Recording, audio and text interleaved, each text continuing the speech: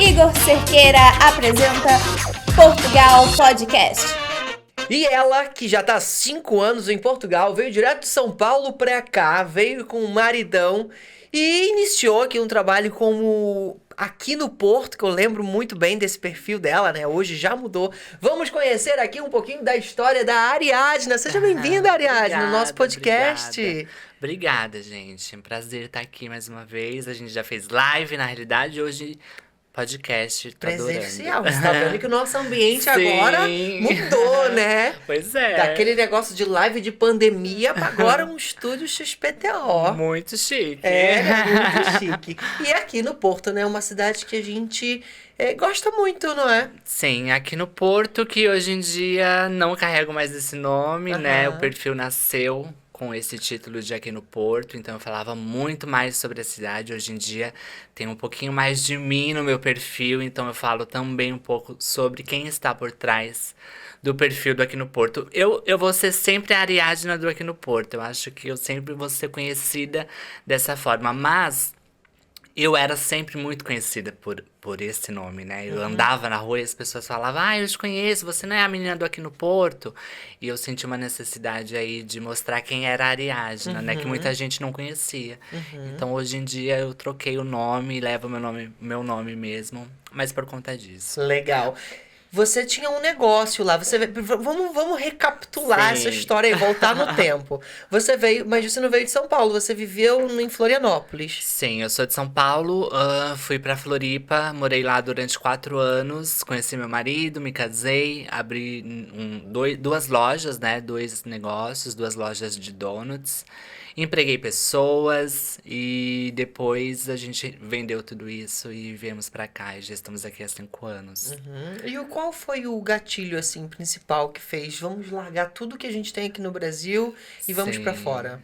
Pronto, meu marido já tinha morado nos Estados Unidos há alguns anos e ele sempre falava sobre morar fora, e isso foi despertando em mim uma vontade muito grande. Eu tinha um sonho muito grande de morar fora, independente do país. E daí a gente começou a estudar algumas possibilidades. Nós íamos pro Canadá. Meu marido ia fazer um mestrado lá, né? E a gente ia tentar a vida lá. Só que quando a gente colocou na ponta do papel quanto é que ia ficar, acabou ficando muito, muito caro. E daí a gente meio que deixou esse plano de lado. E com as eleições, eu acho que, né, muita gente resolveu ir embora na época. E então, quando deu o resultado das eleições na época, a gente no outro dia comprou as passagens e para Portugal. A gente já havia pesquisado um pouco sobre, tínhamos amigos que moravam aqui. E daí a gente decidiu vir embora pra Portugal. E aí, então, o planejamento foi assim, em cima da hora. Na realidade, a gente estudou sobre o Porto e sobre Portugal durante 1 ano.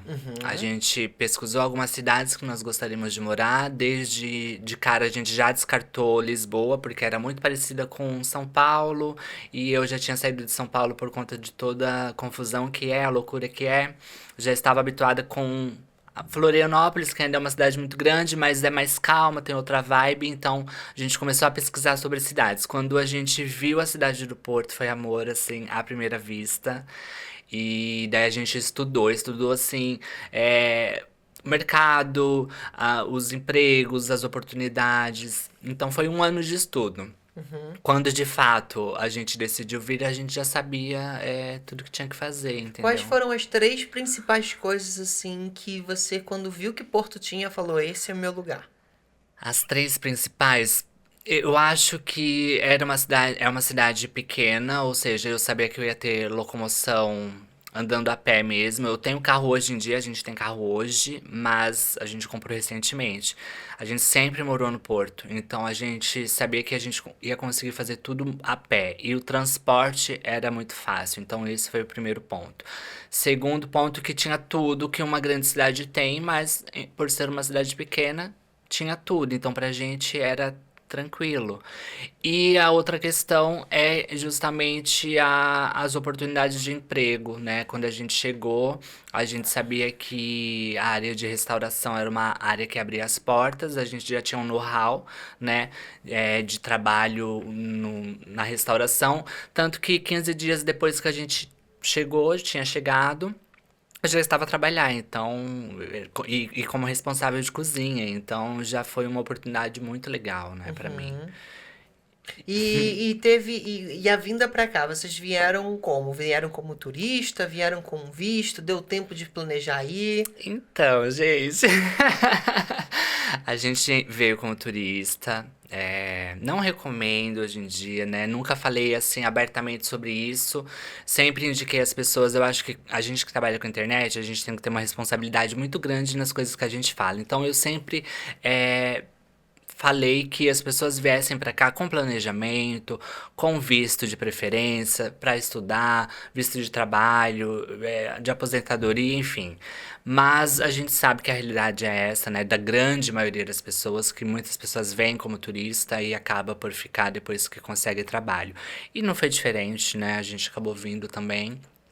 Mas, graças a Deus, depois de 15 dias já estava a trabalhar com contrato de trabalho. Caramba! Então já consegui dar entrada no CEF, foi tudo muito rápido, né? Então, eu acho que é sorte, né? Tem gente de diversas realidades, né? Eu conheço pessoas que chegaram e ficaram aqui meses e não conseguiram trabalho. Então, são realidades diferentes. Então, a gente não recomenda, não aconselha.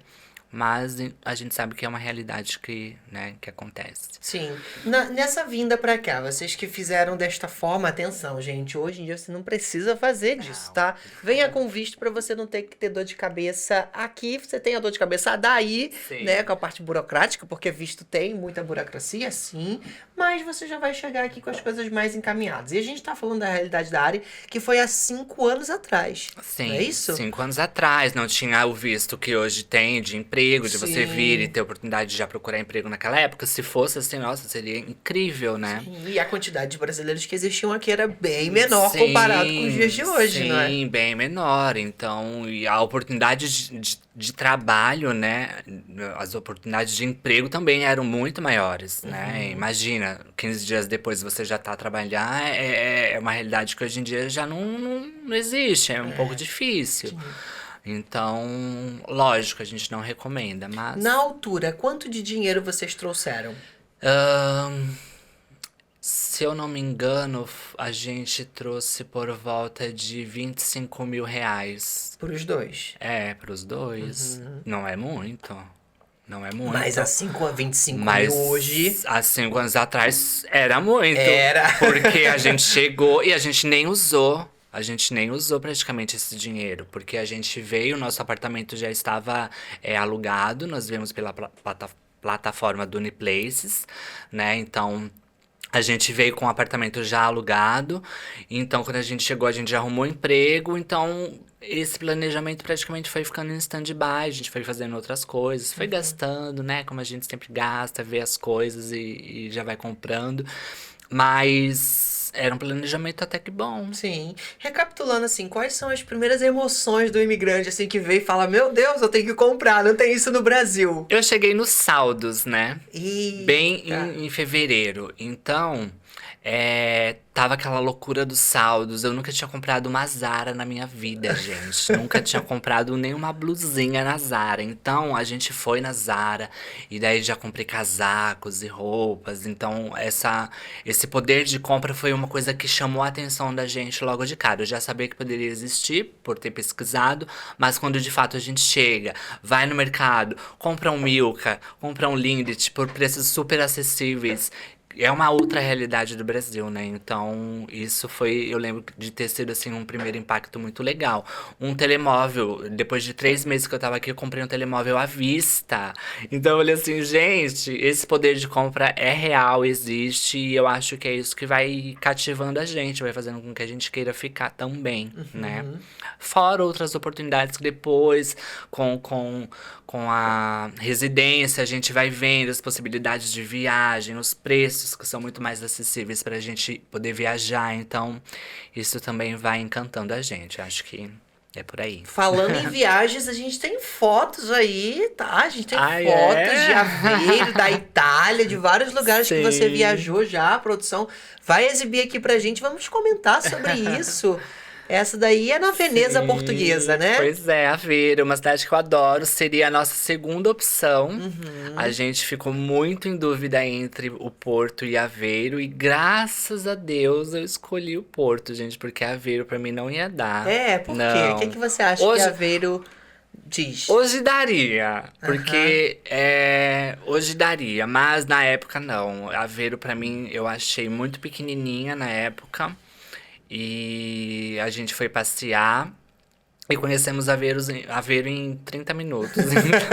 Mas por que que hoje daria? Você mudou o teu mindset ou a cidade de Aveiro que mudou? Não, eu mudei, porque eu acho que hoje em dia, 5 anos aqui, eu já tô um pouquinho saturada do Porto, né? Por mais que eu ame, vai ser minha cidade do coração sempre, mas eu acho que hoje em dia eu ainda quero ficar um pouco mais calminha, um pouco mais afastada, um pouco mais em off, assim, no meu Uhum. cantinho.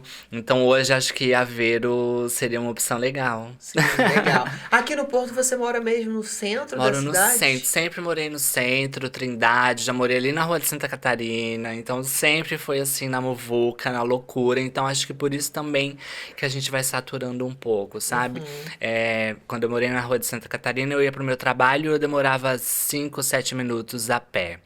Em época de turista, verão, eu demorava 20 minutos, porque era tanta gente pra eu driblar, pra eu conseguir passar, que eu demorava 20 minutos pra chegar no meu trabalho a pé. Então, essas coisas, com o passar do tempo, vai saturando um pouquinho a gente. Uhum. Então, depois de tanto tempo, a gente já pensa assim, poxa, eu queria morar numa cidade mais tranquila, queria morar numa cidade mais calminha, sem tanto turista. Então, hoje eu acho que acredito que Aveiro seria uma opção legal. E os custos, assim, você para morar mesmo no centro da cidade, assim, eram mais elevados? Como é que era de custos de vida? Então, hoje em dia, né, os aluguéis estão, né, pela hora da morte. Mas graças a Deus, eu acho que eu sempre fui muito abençoada em conseguir apartamentos com preços muito acessíveis e muito bons. O apartamento mais caro que eu já paguei aqui foi 600 euros por um T1. Um T1. É, Um T1, gente, para quem não percebe ainda essa nomenclatura, é um apartamento de um quarto, sim. não é isso? Então, foi o preço mais alto que eu já paguei até hoje, né? Foi de 600 euros. Já morei em um T1 com garagem, com varanda, quintal por 450 No, euros. no centro da cidade? Não, daí a gente morou 2 meses aqui em Santo Ovídio, aqui em Gaia, Aham. que foi onde a gente conseguiu isso, mas foi só 2 meses, a gente não aguentou, voltou pro Porto. Mas não aguentou por quê? Era muito parado. Na realidade, foi bem na época da pandemia que começou a pandemia. E a senhoria, ela estava em Itália. E ela voltou porque a Itália estava mandando todo mundo embora. Voltem para seus países. E ela falou, olha, eu tenho que voltar. E eu vou ter que pegar meu apartamento de volta. E daí a gente teve que sair, assim, meio que nas pressas. Mas voltamos a morar na mesma rua que eu moro hoje. Um pouco mais pra cima, em outro apartamento. Mas o preço também era ali, 600. Então, 600 foi sempre o preço maior que eu já paguei aqui. Uhum. E aí você, quando entrou nesse trabalho como chefe de cozinha, é isso? Isso, eu sempre trabalhei aqui como responsável de cozinha, chefe de cozinha, cozinheira, sempre foi por ali. Cheguei a ser gerente de restaurante também, mas sempre foi ali na área da restauração, né? E cheguei a ter meu próprio negócio aqui. Nós abrimos também a nossa loja de donuts daqui. No Brasil nós tivemos 2 lojas e a gente chegou a empreender aqui em Portugal. Tivemos a nossa loja na Rua de Santa Catarina. Uau! Sim. E pronto, a gente teve uma experiência não muito legal, né, empreendendo aqui em Portugal, então a gente não aguentou ficar com a loja, a gente ficou, se eu não me engano, 8 meses com a loja e passamos para frente, conseguimos vender e, enfim. Conta pra gente qual foi essa experiência negativa, até para as pessoas que estão assistindo Sim, de casa, que querem empreender também, sim. já aprender, não é, com essa vivência. Sim, a partir da gente achou que ia ser muito legal nós termos uma loja igual nós tínhamos no Brasil, que era uma loja de donuts Com a nossa receita, como eu falei, meu marido tinha morado nos Estados Unidos, então ele sabia fazer a massa, a gente apropriou a massa, a gente criou uma receita própria nossa, né, de um donut verdadeiro americano, então não era sonho, não era bola de Berlim, era um donut mesmo. E a gente falou, vamos abrir a loja no mesmo conceito que a gente tinha no Brasil. Nossa receita, fermentação natural, cheia de guloseimas. Então tinha muito Ferrero Rocher, tinha muita Nutella, tinha muito Raffaello, tinha muitos recheios assim, que chamava muita atenção. E falamos, vamos abrir a loja. Conseguimos abrir a loja na Rua de Santa Catarina. Tivemos acesso a muitas máquinas que a gente não tinha no Brasil. No Brasil a gente fritava donuts de 10 em 10 unidades. Aqui a gente fritava numa máquina imensa, 40 unidades de cada vez. Caramba! É. Então a gente gostou disso porque era muito mais acessível ter acesso a máquinas, por exemplo, batedeiras gigantescas que batiam não sei quantos quilos de massa. Então a gente teve acesso a isso e foi muito legal. Agora, em contrapartida, com a loja aberta, o primeiro fator era o IVA, né? Descontar 23% do seu produto é algo que machuca, né? Aqui, gente, em Portugal, os produtos todos, produtos e serviços, quando eles são faturados aqui em Portugal, a gente tem que botar o imposto e é 23%. E o problema é que não é só esse imposto.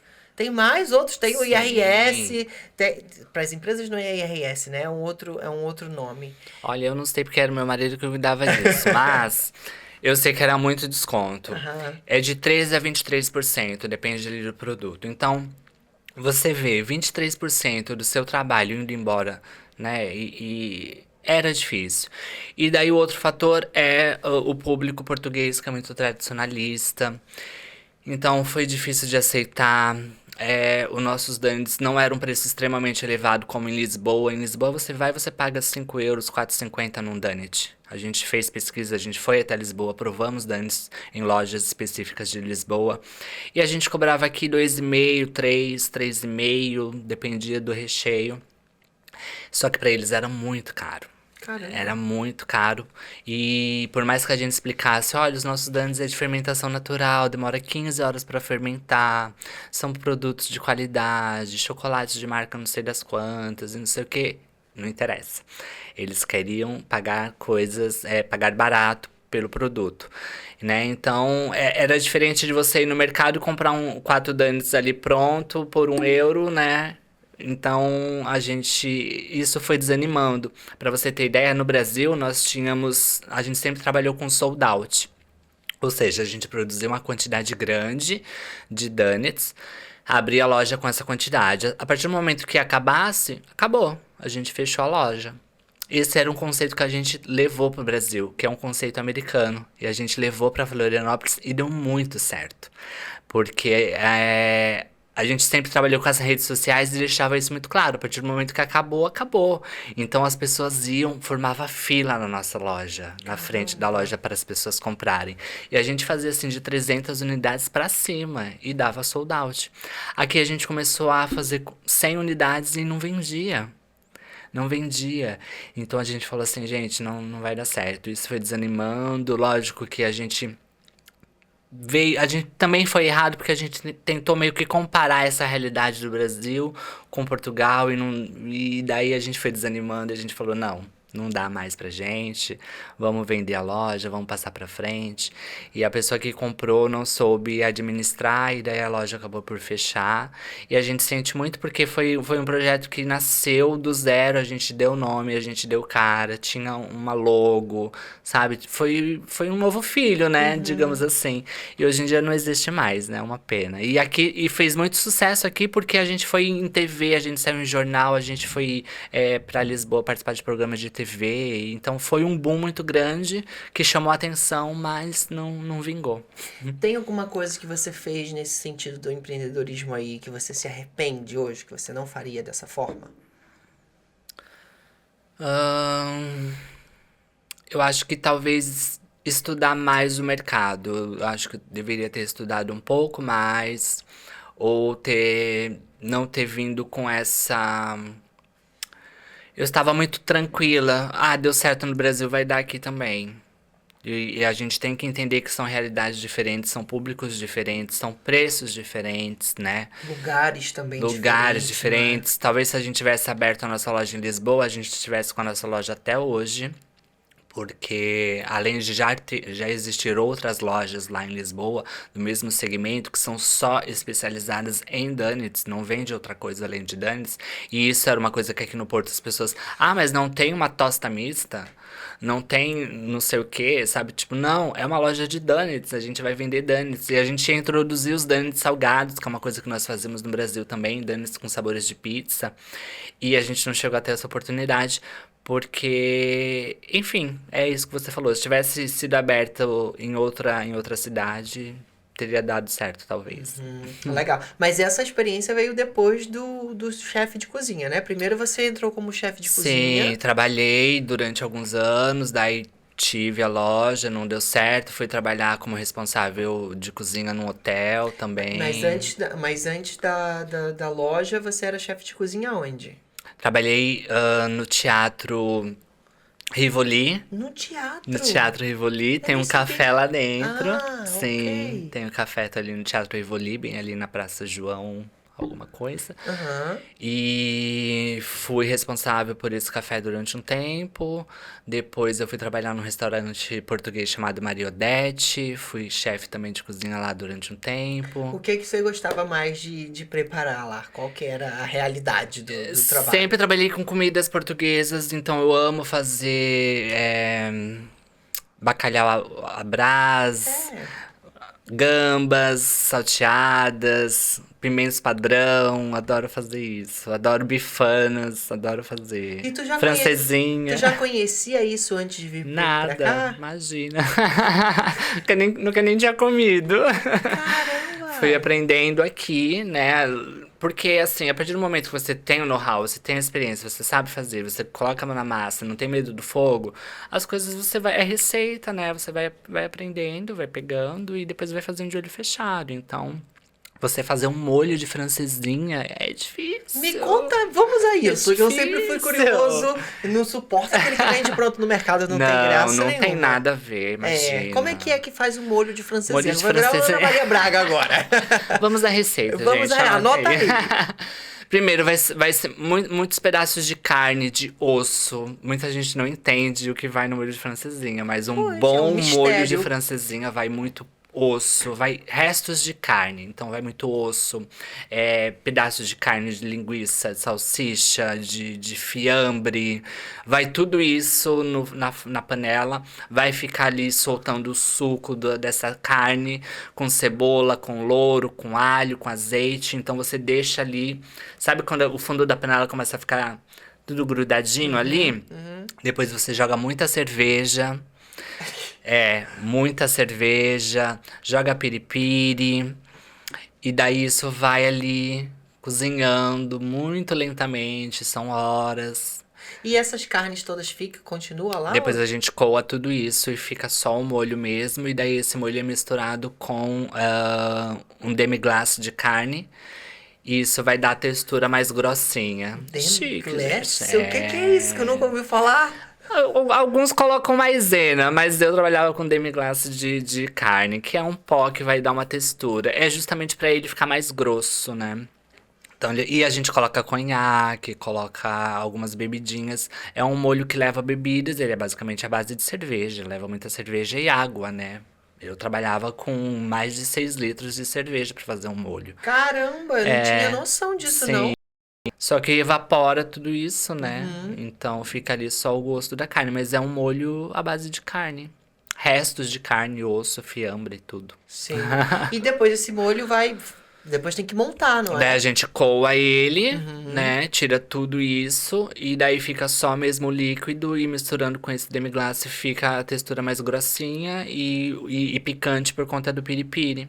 E daí pronto, esse é o molho. Sim. A francesinha é fácil. É o pão, daí leva fiambre, leva salsicha, linguiça, o bife, queijo, mais pão, mais queijo em cima, ovo frito e o molho. É tipo um sandubão. É um sandubão molhado. Molhado, que tem que vir, ele vem em volta de bastante molho. Eu Sim. gosto de bastante molho, assim. E serve com batata frita. É, caramba. E quando você trabalhava nesse lugar aí, no restaurante português, você aproveitava pra poder sempre atacar ali a cozinha também? Ah, Como é que é? sempre, gente. Quem trabalha com cozinha não para de comer. Eu comia sempre. Primeiro que a gente sempre tem que estar provando, né? Uhum. Então não tem como cozinhar sem provar. Mas sempre beliscando alguma coisinha. Sim. Né? Você no Brasil também trabalhou como chefe de cozinha? Eu tive algumas experiências, mas a minha experiência maior foi por conta de trabalhar na minha própria cozinha Negócio. do meu negócio, né? Então, a gente tinha essa experiência eu abri a loja em 2017. Então, a gente tinha essa experiência e foi válida quando eu cheguei aqui, porque não era só a cozinha, né? Era a gestão, eu era a cozinheira, eu era a vendedora, eu era a gerente, eu cuidava das redes sociais, enfim. Tudo isso vai contando, né? Eu acho que é uma experiência que é válida e quando a gente tem a oportunidade de falar que a gente trabalhou com isso, é válido. Então, as portas também foram se abrindo por conta dessas experiências, né? Muito legal, muito legal. Mas nem só de trabalho vive um imigrante não, tá? Não. A Ari, ela começou a viajar também aqui por Portugal e fazer conteúdo sobre isso. Tem uns reels aqui dela que é em Portugal, no Gerês. Gerês que é um lugar lindíssimo aqui, não é? Com aquelas Lindo, cachoeiras. lindo. E qual o lugar assim, de Portugal que você mais gosta?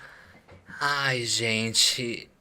Eu acho que tem lugares que eu ainda não fui, que eu tenho certeza que eu vou amar. Que eu quero muito ir pra Évora. Eu quero muito ir pra lá. Tem também aquela praia que todo mundo vai, gente. Esqueci o nome agora. No verão. Benagil, lá no Faro, no Algarve? É, no Algarve. Eu Tem não uma- tive a oportunidade ainda no Algarve, nem na Serra da Estrela. Então tem lugares assim que eu quero ir. Mas eu amo muito Gerês. E uma cidade que eu amo muito, muito é Guimarães também. Gosto muito de Guimarães. Pertinho do Porto, né? Pertinho do Porto, Bom pra é. passear, dá pra ir de Sim, comboio. Vamos sim. ver aí esse Reels. Você que tá assistindo pelo Spotify, pelo YouTube, dá pra gente ver. Aqui, olha, as paisagens lindíssimas, não é? Aí isso é caminho pra lá, pro Gerês, não é? Aí, na realidade, é Soajo mesmo. Nós ficamos em Soajo, que faz parte do Gerês. Nós conhecemos essa cidade, que é deliciosa. Tem os espigueiros de Soajo, que são muito conhecidos, que é onde deixava as espigas de milho ressecarem, né? E aí uma cachoeira que se chama Poço Negro, que estava simplesmente vazia e a gente achou incrível e é linda, linda demais. E ficamos aí horas. Só tinha nós dois. Caramba, legal. E tava bem calor aí também, né? Nessa Sim. altura, porque essa água é Sim, gelada. sim. Muito bonito o lugar, olha. Não conhecia. Não conheço. O Gerês é enorme, né? Tem Sim. tanta coisa. Ah! E comida, né, gente? Porque eu só viajo pra comer. Isso aí é o quê? É um polvo? Isso daí, não lembro o que que era, mas era tipo uma costeleta e a gente ficou nesse bangalô. A gente ficou nesse bangalôzinho na cidade Essa também. era a vista de vocês. Essa era a vista, bem humilde. Tô vendo que tu tá vendo isso até com saudade, né? Ai! Sim. Muito legal, dando aí o close. Muito bom, muito bom. E Gerês, então, foi um dos lugares favoritos também ou não? Acha que Guimarães ainda é melhor do que Gerês?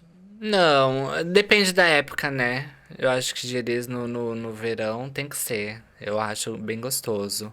Mas eu amo Portugal no geral, gente. Eu adoro Portugal mesmo. Eu quero ter mais oportunidade de conhecer. A gente, como eu falei, compramos um carro agora. Então a gente quer agora ter a oportunidade de conhecer Portugal de carro. Outros lugares que às vezes não é tão acessível pra gente ir de condição, né? Enfim, de transporte público, então a gente quer conhecer.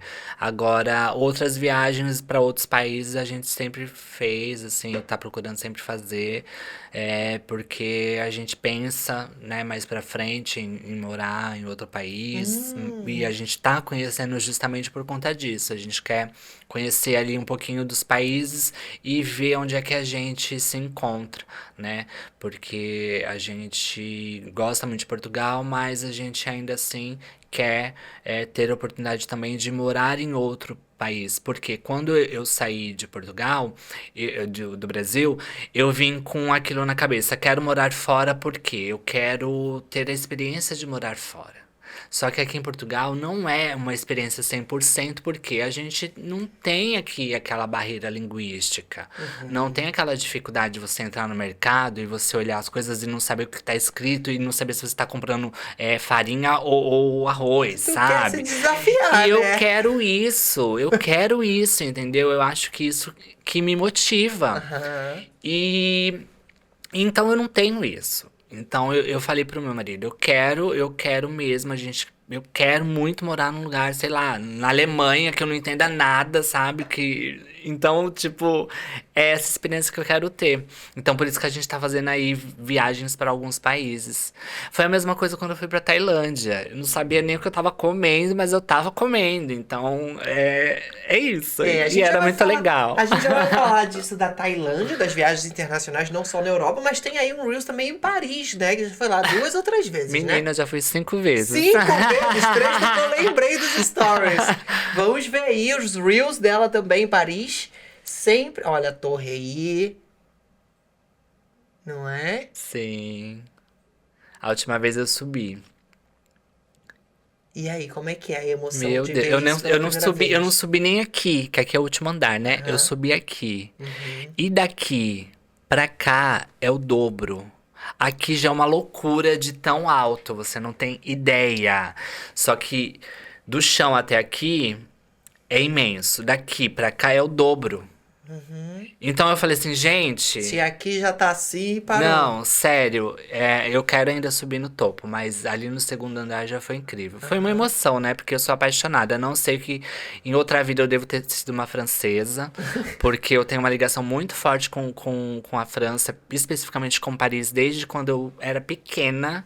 Eu me lembro de ter uma conexão muito grande. Então, a minha primeira viagem, quando eu tirei minha residência, foi para Paris, porque eu falei, tem que ser.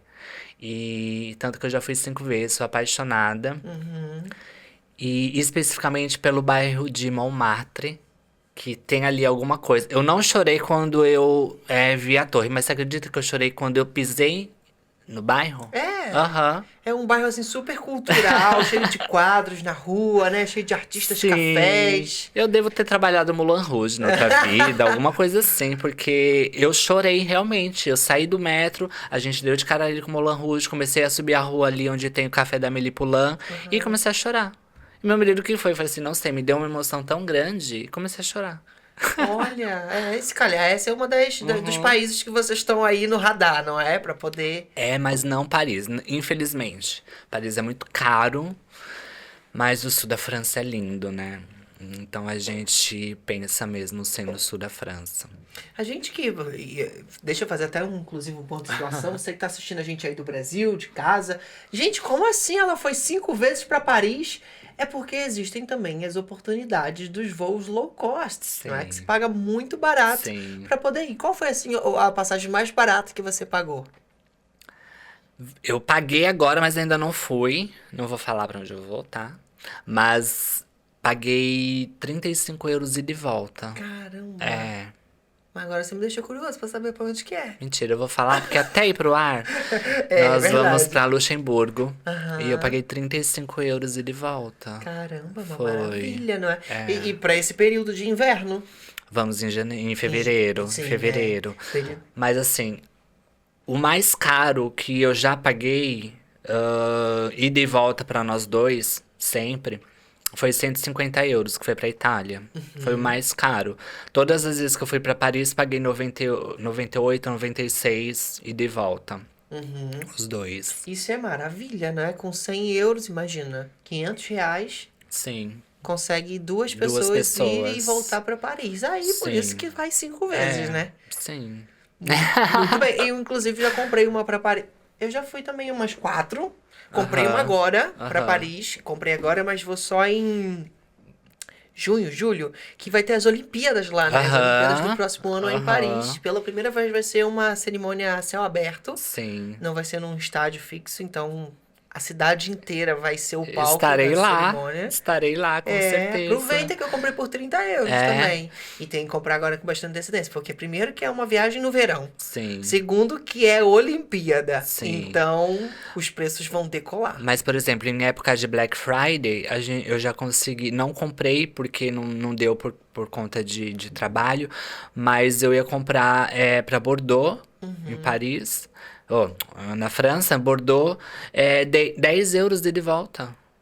Caramba. 10 euros. Maravilha. É. Maravilha. Tem essas oportunidades também, né? Sim. Vamos ficar atentos a Black Friday. Sim, sim. Agora, Ari, vamos falar sobre problemas também, aqui Lógico. em Portugal. Você já deve ter, né, tido boas experiências, mas também, assim, quais foram as experiências mais desafiadoras? Sim.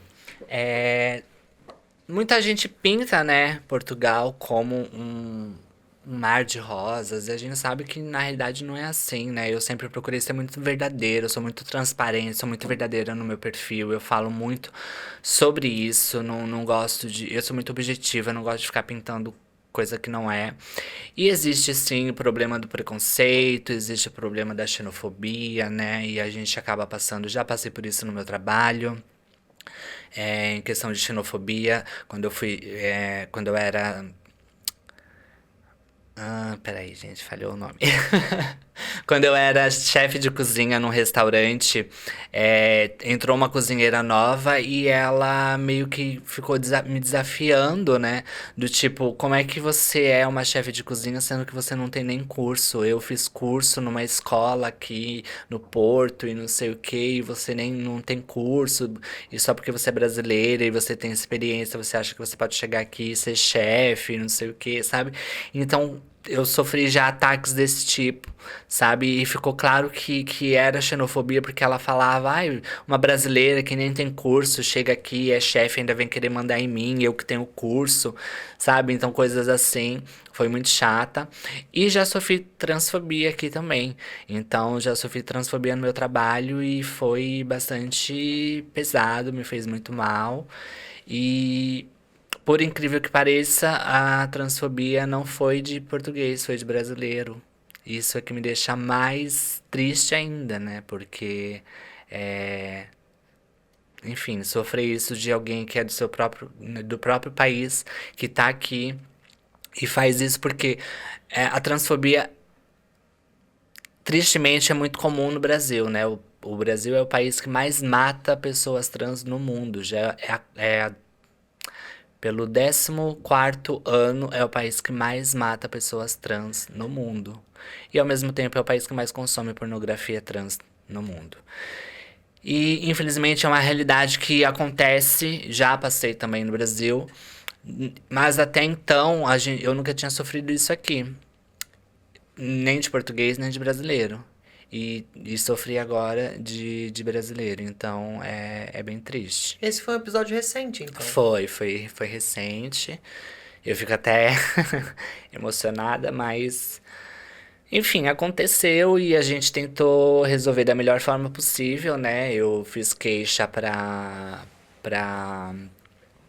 empresa, né? E a empresa, ela tentou resolver da melhor forma possível. Eu tive todo o amparo, por mais que foi bastante longo, né? Foi um processo bastante longo. Eu tive que esperar um mês para ter um desfecho dessa história, que na realidade não foi do jeito que eu queria, mas acabou, no final das contas, acabou sendo resolvido com o objetivo que eu queria, porque eu queria que a pessoa fosse mandada embora. Porque eu acho que pra mim não tinha cabimento uma pessoa fazer isso dentro da empresa, ser um colaborador da empresa e não sofrer nenhum tipo de punição. Então eu queria mesmo que a pessoa fosse mandada embora, porque eu acho que isso, se acontecesse no Brasil, seria o mínimo que aconteceria. Só que aqui em Portugal é muito diferente. A pessoa, ela pode ter feito isso, mas ela tem que passar por um processo disciplinar. Esse processo disciplinar, ele demora, vai ser avaliado, vai passar por vários setores e pode não ser conclusivo. E nesse caso não foi. A pessoa não ia ser mandada embora, mesmo tendo feito o que fez. Só que eu tenho um favor, né? Eu tenho uma arma ao meu favor, que é as redes sociais. Eu expus tudo isso nas redes sociais.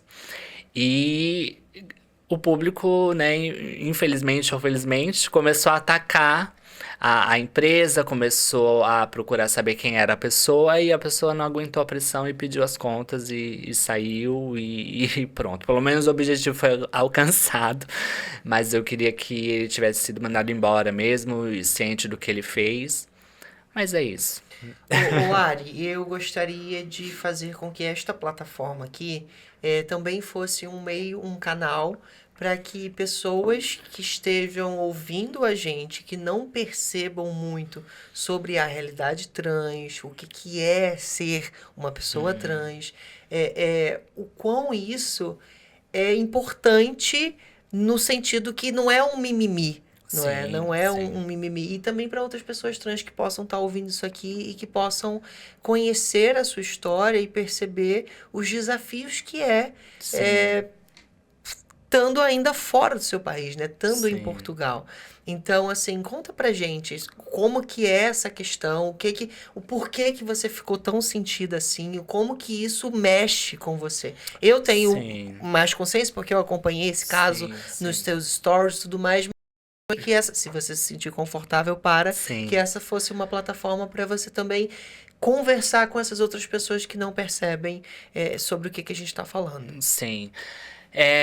As pessoas trans, quando elas começam a se identificar como pessoas trans, ou seja, que não nasceram, né, não se identificam com a genitália que ela nasceu, ela começa a ser criado nessa pessoa várias disforias, ou seja, ela tem disforia com a genitália, ela tem disforia com alguns aspectos físicos, e automaticamente a gente vai modificando tudo isso. A gente vai querendo chegar a como a gente se enxerga mesmo, né? A gente vai querendo chegar o mais próximo do que a gente deseja. Então a gente vai mudando nossas características físicas, vamos tomando hormônio, vamos fazendo algumas intervenções, algumas cirurgias, e não sei o quê, para chegar mais próximo daquilo que a gente se sente confortável vendo no espelho. E eu cheguei a fazer a minha cirurgia de redesignação sexual, erroneamente conhecida como cirurgia de mudança de sexo, porque a gente não muda nada, a gente readequa o sexo ao nosso corpo, né? Então a gente não tá mudando, a gente tá readequando. Por isso que se chama readequação ou redesignação sexual. Então eu fiz essa cirurgia na Tailândia e partilhei isso nas minhas redes sociais. Como eu sempre falei, eu sou uma pessoa extremamente aberta, verdadeira, transparente e sempre partilhei, né? Partilhei tudo isso. E quando eu entrei nessa empresa, essa pessoa, ela, sem me conhecer, sem nunca ter vindo falar comigo, foi olhar minhas redes sociais e viu essa informação que eu tinha ido pra Tailândia e tudo mais. E essa pessoa, infelizmente, né, eu não poderia esperar menos dela. Eu sabia que isso cedo ou tarde ia acontecer, porque é uma pessoa que não preciso nem dizer em quem que ela votou. Então, eu sabia que algo ia acontecer. Só que essa pessoa, ela fez isso tudo tão de caso pensado que ele esperou eu estar sozinho com ele Para pra ele me machucar. atacar. Para machucar. Sim, ele esperou eu estar sozinho com ele, porque a todo momento eu estava com outras pessoas me treinando. E isso aconteceu num horário que uma pessoa que estava me treinando teve que ir embora mais cedo, a outra que eu ia estar treinando foi almoçar e eu acabei ficando sozinha com ele, observando o atendimento dele. Ou seja, você estava recém-chegada numa empresa, ainda estava Recém-chegada, passando por por um treinamento. treinamento, eu tinha que estar ali acompanhando os outros vendedores. E daí, como os dois que eu estava sempre acompanhando estavam ausentes, eu tive que ficar com ele. E por acaso era brasileiro também. Sim, sim. E daí ele tava atendendo, eu tava acompanhando, eu tava ali só observando. E a partir do momento que ele parou de atender, ele virou pra mim e começou do nada, assim, gente, foi do nada. Ele começou a falar assim: Ah, você sabia que se eu fosse chamado pra guerra, eu tenho uma forma de não ir pra guerra? Eu falei: Ah, é? Como assim? Ah, eu tenho uma forma de não ir pra guerra, é só eu dizer que eu sou mulher. Deu, como assim? Ah, é só eu dizer que eu me identifico como mulher e que eu não preciso. E daí eu não preciso ir pra guerra, porque hoje em dia tá assim, o mundo tá assim, tá perdido desse jeito. A gente fala que é mulher, se sente como mulher, não precisa nem fazer nada, e a gente automaticamente é considerada como mulher.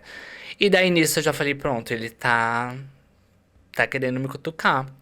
Só que assim, eu achei surreal porque eu estava no meu ambiente de trabalho, eu estava no meu horário de trabalho, eu estava no meio da loja. Eu falei assim, não, ele não vai fazer mais nada. Então eu levei na esportiva e eu falei, ah, não, mas não é assim pra você, se você se sente como mulher, você tem que fazer uma transformação, você tem que, né, mudar o seu jeito, suas vestimentas. Dele, não, porque tem um político lá no Brasil que ele fala que se você se sente mulher, você não precisa nem fazer isso. Você pode até começar a frequentar o banheiro feminino com Barbie e tudo, que você pode. Daí eu falei assim, não é bem por aí. Imagina, você com uma característica de homem, você vai entrar no banheiro feminino? Não tem como, porque a gente não tem como saber o que se passa aí na sua cabeça. Você tem que externar isso pro seu físico. E daí ele, não é bem assim, que eu posso frequentar o banheiro feminino, que não sei o quê.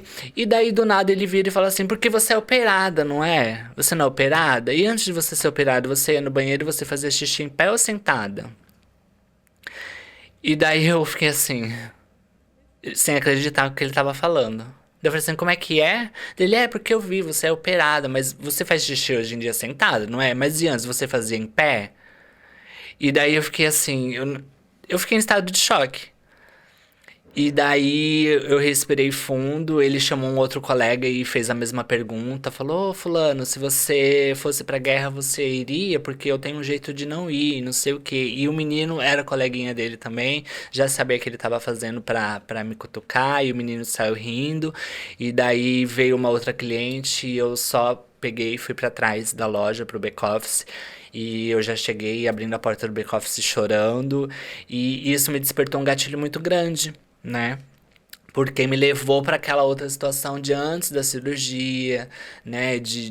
Enfim, desperta, te toca ali num lugar que não mexe com você, né? E eu achei o porquê que ele estava fazendo isso, sem cabimento nenhum. E daí foi quando eu comecei a falar tudo pra supervisão. E o pior de tudo, eu não havia falado pra ninguém, eu não tenho essa obrigação. Eu posso falar quando eu quero, eu posso falar no meu Instagram, eu posso falar aqui no podcast, eu posso falar pra quem eu quiser. Mas se eu não quiser falar, eu não tenho obrigação de falar. Não tem que estar escrito na minha cara que eu sou uma pessoa trans. Então até então eu não falei nada no meu trabalho. E ele tava falando isso alto para outras pessoas ouvirem e que me obrigou a ter que explicar para minha gerente. E obviamente, chorando, veio outros colegas, e eu tive que, ou seja, eu tive que me expor para toda a loja sem necessidade nenhuma. Então isso gerou várias coisas em mim que me fizeram mal, né? A ponto de não só a loja, mas a empresa em si, toda a empresa de todas as lojas, até o gestor, até o presidente da empresa ficou sabendo do meu caso.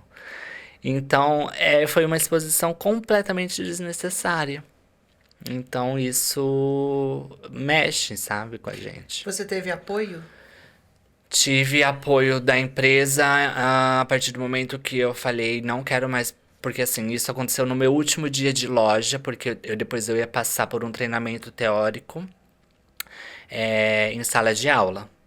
E ele fez isso tão de caso pensado que era assim, as 2 últimas horas antes de eu ir embora. E era no meu último dia, porque depois eu ia ficar 2 semanas em sala de aula. E ele fez isso tão de caso pensado que ele me atacou nesse momento. Covarde, né? E daí depois eu fiquei 2 semanas em sala de aula, né? Mas daí eu fiquei mais tranquila, porque eu já sabia que eu não estaria mais nesse ambiente. Eu sabia que a empresa estava tratando desse processo disciplinar. E daí, quando faltava um dia para eu voltar para a loja, porque daí esse treinamento acabou e eu ia ter que voltar para a loja, começou a me dar ataque de pânico. Eu passei de metro perto do shopping e eu comecei a tremer e a chorar. E eu comecei a ficar. Eu não queria mais voltar. E eu falei pra empresa, olha, não consigo, não consigo. Eu cheguei aí pra loja, ele estava de folga nesse dia, porque pelo menos fizeram isso, colocaram ele de folga nesse dia. Eu cheguei aí pra loja e eu tava assim completamente bloqueada. E 2 horas depois eu já tava falando assim, olha, não aguento ficar aqui. Eu preciso ir embora, não tem como eu ficar aqui. E daí a empresa me levou, fizemos uma reunião. E eles falaram, olha, vai pra casa, a gente vai procurar, porque assim, eu trabalho para uma terceirizada que contrata para as lojas, né? Então essa empresa, ela falou assim, olha, vai pra loja, vai para casa, a gente vai te mudar de produto, ou seja, vai te tirar dessa loja. Eu não tô falando dos nomes, talvez seja mais difícil de vocês entenderem. Não sei se eu posso falar também. Isso aí vai mais de você do que de mim. Mas pronto. Eu trabalho para uma empresa que contrata. É uma recrutadora. É né? uma agência de empregos que contrata para vários produtos, né? Isso aconteceu nessa loja, nesse produto. E eu falei para essa empresa que eu trabalho, falei, não quero mais trabalhar para este cliente. Claro. Não tenho como. Então ela falou assim, fica em casa que nós vamos procurar outro cliente para você. Outra empresa. E eu falei, tá bom. E nisso eu fui ficando em casa, até eles conseguirem um emprego novo, um outro cliente. Me apresentavam algumas propostas, e eu falava, não quero, não quero. E eles falaram, não, a gente vai encontrar algo que você queira, que você se sinta bem. E nisso demorou um mês até que eles conseguiram um cliente que era ok pra mim, e que eu falei, não, massa, vamos. E hoje em dia eu tô trabalhando em casa, graças a Deus. Não preciso ver cara de ninguém, nem funcionário, nem nada. Trabalho em casa, bonitinha, no meu computador e pronto. E eu tive todo esse amparo, recebi normalmente, mesmo ficando em casa. Então eu tive esse amparo, né, da empresa em relação a isso. Referente ao cliente, eu não tive amparo nenhum. Agora, a empresa ao qual eu trabalho, ao qual fui contratada, sim, tive esse amparo. Menos mal, né, Ari? Sim. Não é o cenário ideal, Não mas é. ser abraçada num momento Sim. assim tão sensível, eu acho que é muito Sim. importante. Era o que o seu colega. Seu colega não. Era o que esse cara que estava na loja deveria ter feito como brasileiro também, recebendo Sim. ali um outro. Você sente que a comunidade brasileira, por vezes, elas não estão preparadas ou não gostam de ver o sucesso de outro brasileiro? Com certeza. Com certeza. Eu acho que a gente sente isso mesmo trabalhando com o Instagram, né? A gente é uma. É uma querendo atacar a outra, é uma querendo não ver o sucesso da outra, é uma querendo puxar o tapete da outra. Isso vai criando várias intrigas, enfim. É lamentável, né?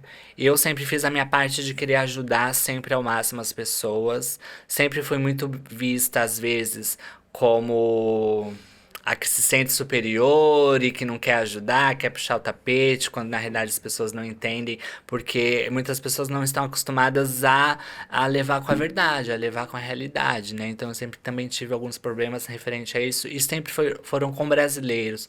Nunca tive problema nenhum com influencer portuguesa.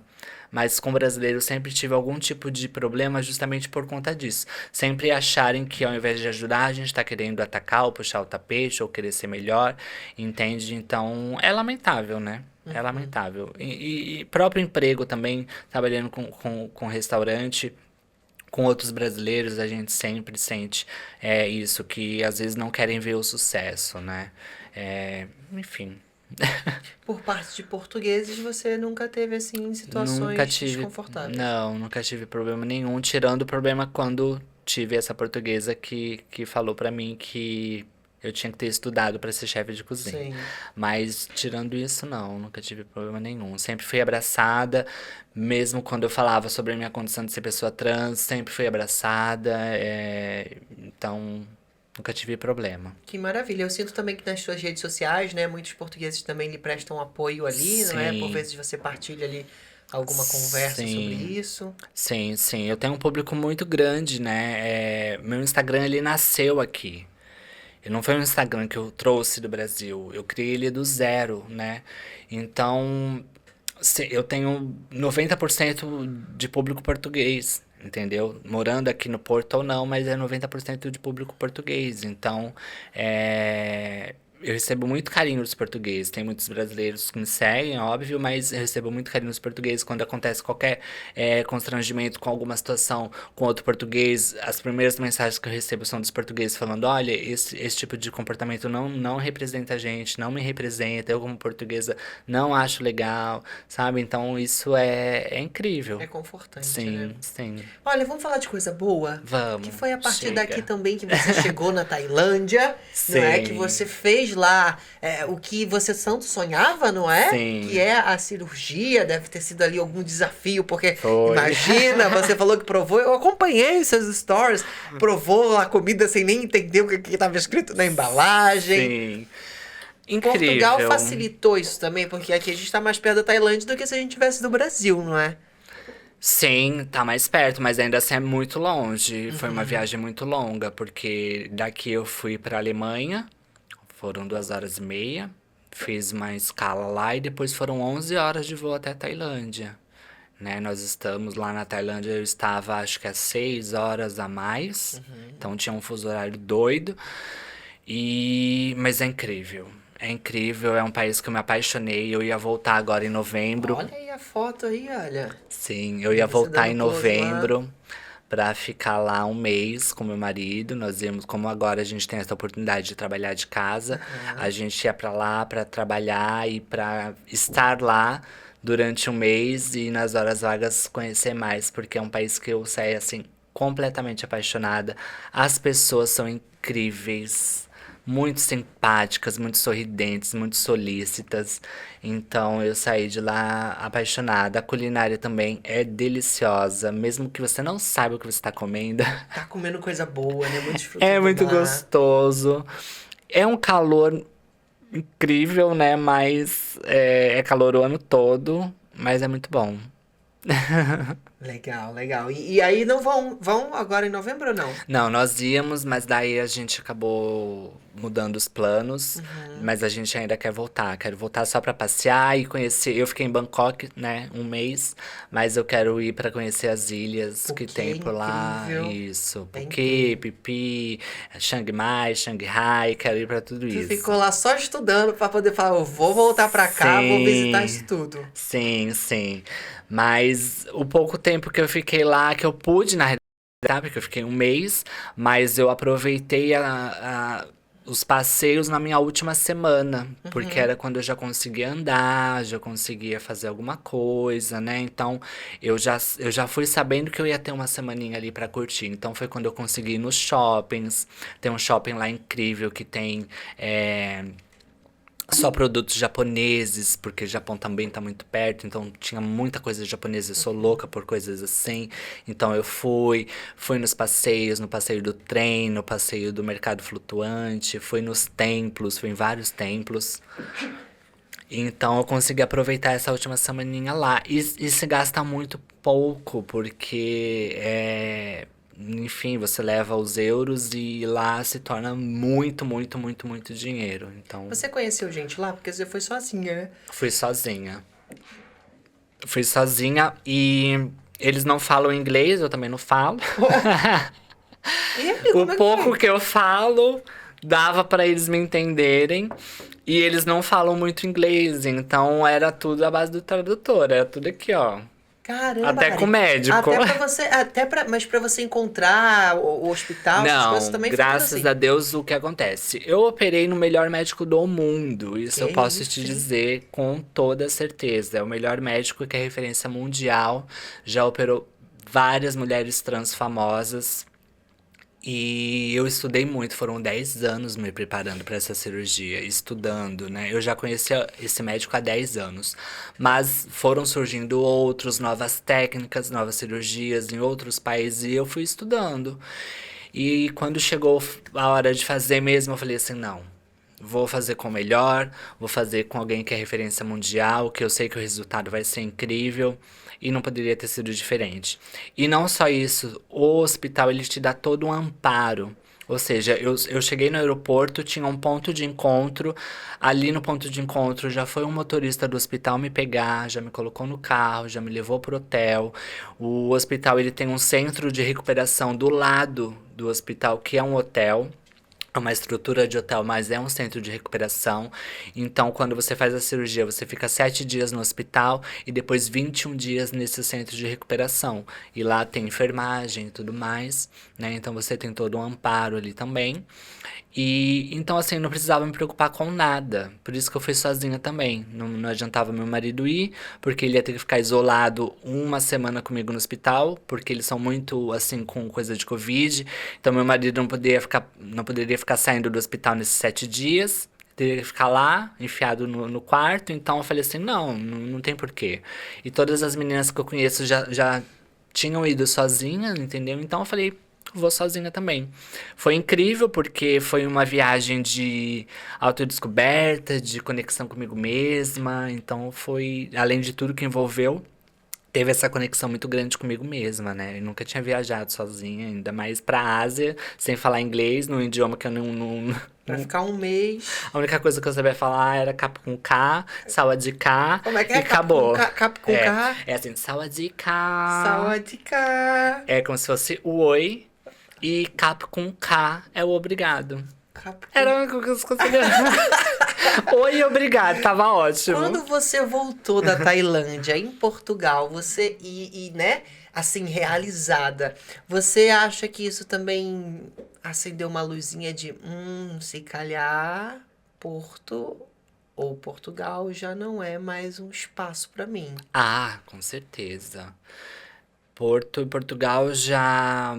A partir do momento que a gente sai de Portugal e vai pra uma Londres da vida, pra uma Itália da vida, a gente já fala.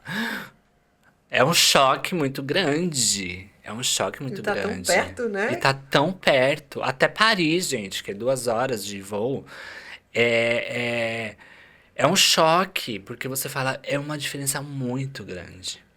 Agora, estar na Ásia foi uma diferença muito maior. Mas, assim, não é um país que eu moraria, mas é um país encantador.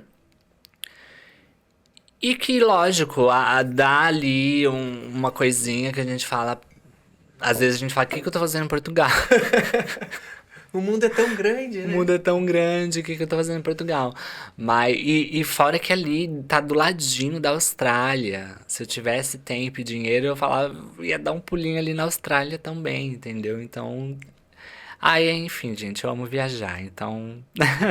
E já que você ama viajar, a gente tem aqui um presente especial pra você, que é o Ai, nosso meu avião Deus. dourado.